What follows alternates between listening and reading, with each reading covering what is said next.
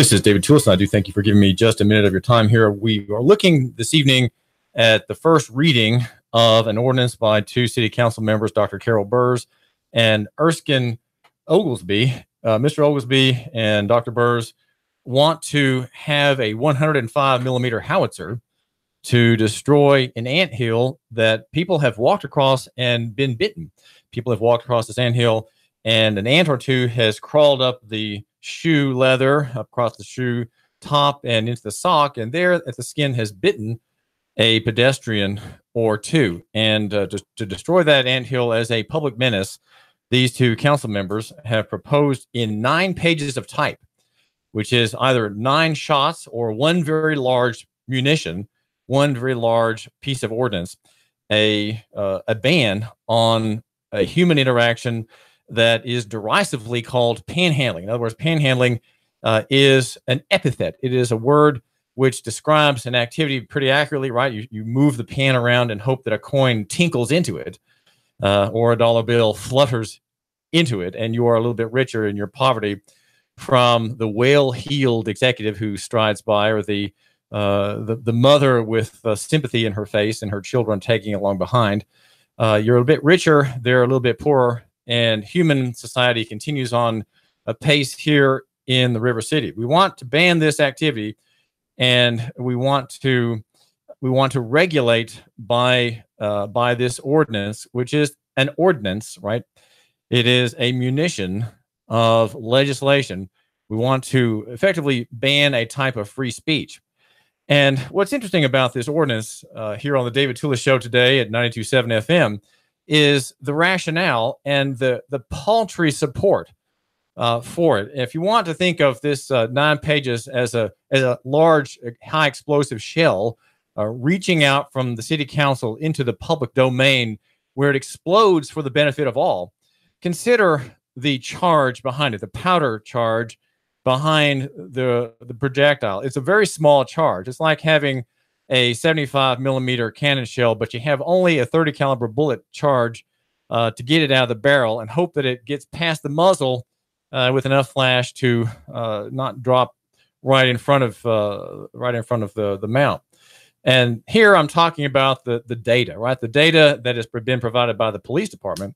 It is sketchy at the very best. It is lightweight, and it hardly makes a pop to get that big, those 9 pages of type out into the street. I hope that the city council understands that this projectile really doesn't have the benefit that is intended, even though Erskine Oglesby, one of the two sponsors, says very diplomatically, well, this is getting the conversation going. Well, yes, it is, I suppose, but whenever you propose a coercive measure such as this ordinance, you're really doing more than just getting a conversation going.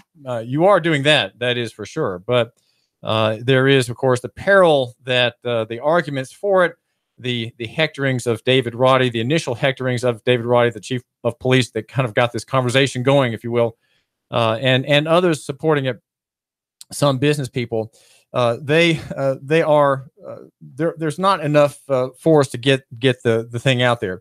We're told on page 1 of the ordinance, which, as I say, runs 9 pages plus about 20 pages of appendices, there were 457 calls in a period from beginning of January 2015 through March 14 of 2018. That's 1,168 days. So that's about 1 call every 2.55 days, or 1 call every 2.55 days. We are a city of about 178,000 people, about 355,000 or so in Hamilton County. In the Metropolitan Statistical Area, the MSA, it's about 500,000 people, 528,000. And so that is one call in this direction every 2.5 days. The question now is, in the data that deflates even further the impressive claims made by the ordinance. Those incidents are not begging incidents. Some are, but I dare say probably most are not. If you read how long the list is of incidents description, right? These are incidents that are described that involved panhandlers, we're told. Okay, these are incidents that involved panhandlers in most districts, but the incidents themselves are not panhandling incidents, right? They're not incidents, if we read the ordinance, of one person begging money from another, right? We have here in the rationale for the slapdown, we have here reference to trespassing, drug violations, disorderly conduct, drunkenness, assaults, suicide attempts, and the great majority, the ordinance says, were referenced as miscellaneous or other, which resulted in contact for social workers. So we have here events that are not really panhandling, though it involved panhandlers in a 3-year period. So here we have the actual incidents of panhandling that are cited being shrunken down to some much smaller number, though I'm not going to, I don't have the wherewithal in the data here in the ordinance to tell you how many actual begging events caused a call to police, though we have incidents, 457 of them, which are involving people said to be or believed to be or who claim to be or who are having witnessed being panhandlers or beggars, men or women seeking alms, standing next to a little pool of vomit, perhaps where they have gotten sick, plastic bag on the other side, and holding a sign or asking for alms. Can you spare me $5 for lunch? Or I'm so hungry. One man told me, I'm just so hungry.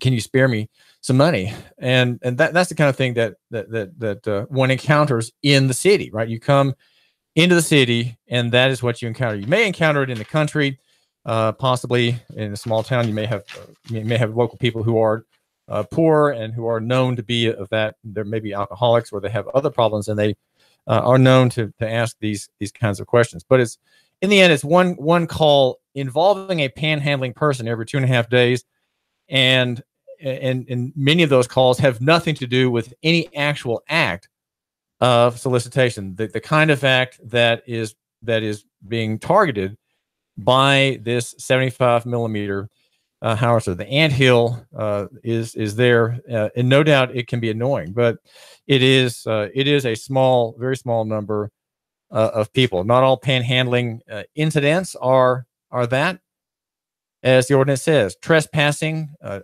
drug case, someone could be high, someone could be demanding drugs, someone could be having illegal narcotics on his person, and allegation is made or a search is made about that. Disorderly conduct means uproarious conversation, screaming, noise making, and the like. Drunkenness, that often is connected with disorderly conduct. Assault, and even in this group of 457 calls, we have at least one suicide attempt. So someone's trying to commit suicide ends up as a panhandling count in the in marshaling the evidence of how grievous the crisis is in Chattanooga of begging. And I ask myself, why are Dr. Berz and why are Erskine Oglesby offering this legislation? Well, maybe it's because they don't have nerve, right? If you're an elected official, you should have nerve, and you should have nerve enough to say, in the case of someone who asked you to talk to you about this, do you want me to sponsor a bill? And a lot of people will complain to a person in office, and they're not necessarily demanding legislation. They're not demanding an ordinance necessarily. They're just saying it's a problem. But you trying to help that person, trying to pacify that constituent or that complainant or that lobbyist or that donor, you're saying, well, I'm going to act. I'm going to show myself worthy of my office, and I'm going to write an ordinance and have Wade Hinton and the city attorney's office help me draft legislation, accounting for constitutional rights for free speech and so on. And we will get that before the council and get it passed. We'll bring you some relief. So rather, that is what happens. People who are in office, Dr. Berz and Erskine Oglesby, they're trying to show themselves valiant and valorous, right? By accounting for the complaints of people who were offended by someone on the street. Someone was offended. Some business person is unhappy that panhandlers molest the customers, right? These are things that are a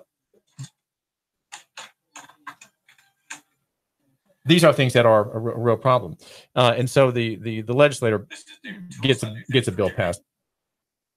Now, again, this is David Toulis. We're 92.7 FM. and 95.3 HD4. Thank you for tuning in. And I would ask the legislator to say something like this to his constituent.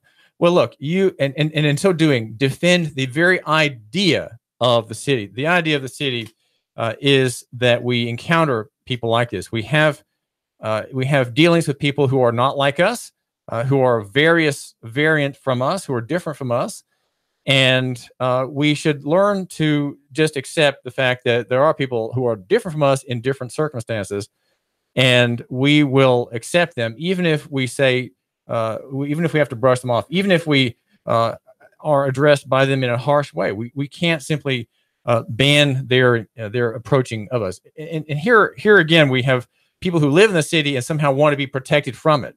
They live in a city with its great mix and match of people. It's high and low. It's brilliant artists. It's musicians. It's restaurateurs. It's business people. It's college students. It's people who are rehabbing houses on some once dreaded street with their children. And we have all kinds of people of different religions, people of different economic means. We encounter them. And then we encounter really poor people who are beggars, right? Some of them are beggars. Some of them are bold enough to think, well, I can make a living begging. If I just ask enough money, I'll end up with $60 a day. If I just beg from enough people, I'll do better than I would if I were hiring myself out. And so people are doing that, and these residents encounter such folk who are insistent and demanding. Okay, they're not very nice. They don't look very nice. They look a little threatening, and they look poor enough for one to think that person's so poor he's likely to assault me. Right? We somehow think that if a person's shabby, that person will commit the crime of assault or battery.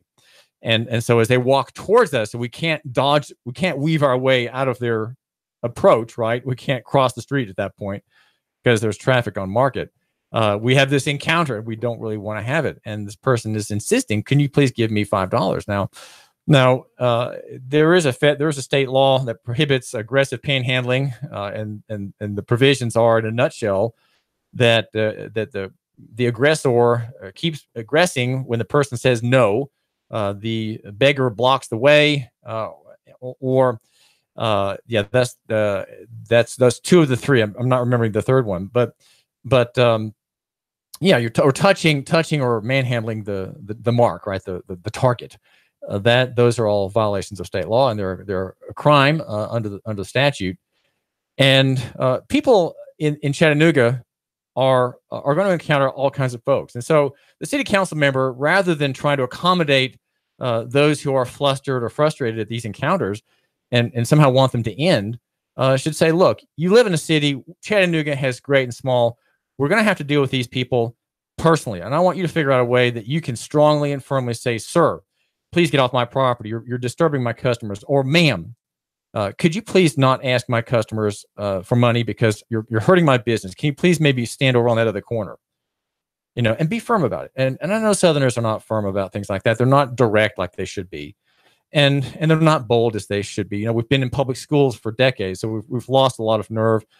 Men are atestosteronal, and women are, I don't know, maybe they're more hormonal than they should be. But we don't have a lot of nerve as Southerners, and then as kind of products of our time, right? Of our progressive era, and so Mr. Oglesby and Dr. Berz should just tell that person to get real. Do you really want me to pass a law that forbids this kind of encounter? I mean, how can I do that? How do you think I could pass a law? Like, what kind of words would make that successful? And how would a stream of words, ma'am, my constituent, bring good to more people? Is that what you want? Or do you want just to be protected? Do you want a whole law to be passed just to protect you from having a difficult encounter with someone? Is that what you're asking me to do? You want me to write laws that put people in jail, that give cause to the police to arrest people, and put them, already poor people, and put them in jail, right? And have complaints filed on them? Is that really what you want? Just because you somehow are afraid of being in the city? Look, you're in the city, right? We have a great city. We have a city that has the high and the low. It has all types. And maybe you should just boldly say, no. The answer is no. Please leave me alone. It might look like it is hurting the feeling of a poor person, right? But that poor person has been said no to already many, many times in life circumstances by his former employer, his wife, his uncle, the family members from whom he asked for money, the relative from whom he asked for lodging. They've all said no to him finally. He's been a pest. And he never thinks of other people. And so here he is asking you for money. You just need to tell him the answer is no. Okay. The answer is no. And here in this conversation between Dr. Berz and Mr. Oglesby and their constituents who are wanting to be assuaged, right? They're wanting to be soothed. They're wanting to be protected. You need to say, if you're the holder of the office, well, ma'am, a bill or a law does not solve this problem. I'm sorry, it does not. It does not solve this problem. And so I'm going to ask you to help solve this problem. You run a business on ML King. You have a shop off market. You are on the side street, and there are 3 or 4 beggars who constantly, you see them passing outside your print shop window, and it really bothers you. Well, let's find private solutions to these things. These are people who are not of good character sometimes. They're shabby. They have shabby morals. They're thinking about themselves. They don't ever offer to help you, right? You run that shop, and when's the last time that one of these poor people coming in has offered to sweep the sidewalk for you, right? Or do anything, clean the alley where some of your customers come through the alley from the other side of the block and sweep that alley for you. When's the last time that one has done that? Well, they haven't. So here you have an occasion, you, the council member, to tell your constituent who runs the business, well, why don't you try to find a way of engaging these people? Why don't you find a way to have a private solution to the money need, right? Clearly there's a need for money. Say, look, I'll give you $15 if you, I'll give you this broom, make sure that it's an old one, right? I'll give you this broom, not your new $15 broom, okay? Your single old-fashioned broom, here it is, take it, there it is. And I'll come outside. Let me show you what I want you to do. And then you walk outside and you show, okay, this gutter here, I want you to sweep that. And then let's go around to the alley. Okay, we're here, there. I see it goes all the way. Now for the $15, I'll give you half now, and I'll give you the rest when you're done. I want you to sweep from this point here, this crack right here at the edge of the sidewalk, all the way past those bumps, past the shed there, those group of garbage cans. I want you to sweep to that point back there. Okay. Now this is clearly past your property, but it really doesn't matter, right? So that homeless person is going to get $7.50 up front, and we'll get $7.50 more if he goes to the very back. Well, here's what happens: you find that guy, the bum, he took the $7.50 and threw the broom down, and well, at least you got the broom back, right? You went out there 10 minutes later after dealing with some customers on the phone and going on the internet for a few minutes to do some of your paperwork. You went back out there, and well, there the broom was. And now what? Well, the next time you see this guy, he's going to have a guilty conscience, right? Because he took your money and he didn't do the job. So now you have some authority over him, right? You have a little bit of authority over him, a moral authority. And you're saying, well, sir, can you come here, please? I gave you some money last time to finish sweeping this back part, and I'd like you to finish it now. Can you go ahead and do that? Well, actually, could you start the job that you said you were going to do before, but you didn't? I'd like you to be an honest man. Be an honest man and help me out. You're going to really help me. I really need this part of the street swept, and I need that part of the alley, my part, right, taken care of. And I want you to do it. So please, I've given you $7.50 last week. You do remember, right? You do. He has this kind of faded look on his eyes, right? He's not sure if he remembers you or not. Of course he remembers. And so now you see you're in a position of persuasion, and you wanted to persuade him to do the right thing. So you see here we have, this is how local economy works. We get this poor person to sweep that part of the alley, and then he gets the $7.50. So that would be a $5 bill, 2 pieces of paper with ones written on it, and then 2 coins that are worth 25 cents. It used to be silver, but of course now it's just junk metal, slag metal, thanks to the Federal Reserve System that has screwed you. But this man is glad to get it. And so here he is. He's really needing the money because he wants to buy a hamburger over at Five Guys, and he's already got a few bucks for part of it, and he wants the rest of the money to finish off the order, right, that he plans to have. And so he goes and does it. And then when he comes trudging back in, he leaves his plastic bags at the door. They're kind of messy looking, but you can forgive him. And he says, ma'am, I'm done. You go out and you look, and well, it's not bad. It's not bad. There's a little pile. So you say, well, can you put that pile right there? And here's a plastic bag. Put that pile of trash in this plastic bag here. Bring it into the shop, and then I'll pay you. And then when he does that, then you pay him. So you see, what you've done is you've created a kind of reformation in the life of one person who is now going to be victimized by the Berz Oglesby 105 millimeter howitzer on the anthill of the pesky panhandler problem. David Phillips here. I've got some important messages, and listen, I want you to support and patronize our wonderful, wonderful sponsors on the show. The Tennessee Valley's news talk leader, Nuga Radio, Digital FM